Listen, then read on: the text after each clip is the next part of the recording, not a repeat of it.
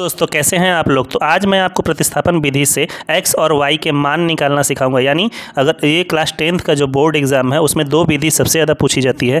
पहली विधि है विलोपन विधि, दूसरी विधि है प्रतिस्थापन विधि। तो विलोपन विधि आपको पहले वीडियो में मैं बता चुका हूँ, तो आज इस वीडियो में मैं आपको सिखाने वाला हूँ प्रतिस्थापन विधि से रैखिक समीकरण का क्या करना है, हल निकालना है। तो सबसे पहले देखिए हमारे पास दो समीकरण दिया हुआ है, x + y = 12, दूसरा दिया है x - y = 2।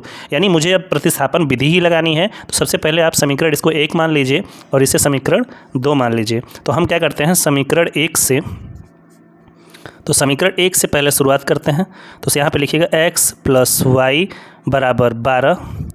आप क्या करिएगा, चाहे x को या y का किसी एक का आपको मान निकालना पड़ेगा। तो हम x का मान निकाल लेते हैं और y को भेज दीजिएगा दूसरी साइड। जब y भेजेंगे तो यहाँ पे +y है तो चेंज हो जाएगा, जब दूसरी पक्ष में जाता है तो प्लस माइनस में बदल जाता है -y। यानी ये हमारा x का वैल्यू आ गया।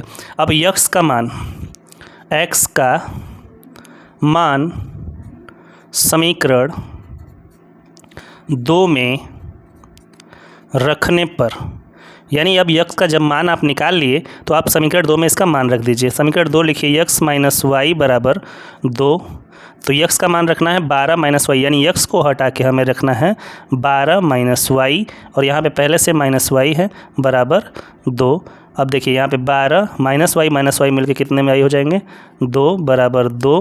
तो यहाँ पे 2y बराबर 2। अब यहाँ पे संख्या है तो संख्या को दूसरी साइड भेजिएगा। तो ये संख्या प्लस में है तो इधर आएगी तो क्या हो जाएगा माइनस में, यानी -2y बराबर -10। यानी 12 में से 2 जाएगा तो 10 बचेगा, 2 से काट दीजिए, 2 × 5 = 10, माइनस से माइनस कट जाएगा, यानी y का मान 5 आ गया।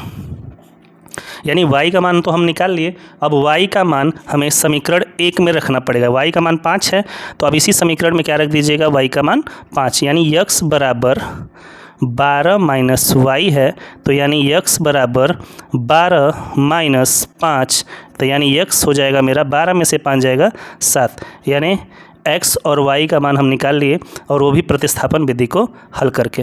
यानी ये इसी विधि को हम क्या करते हैं, प्रतिस्थापन विधि कहते हैं। और इसे याद करना उतना ही ज़रूरी है क्योंकि बोर्ड एग्जाम में पूछा जाता है और इसे आप अच्छे से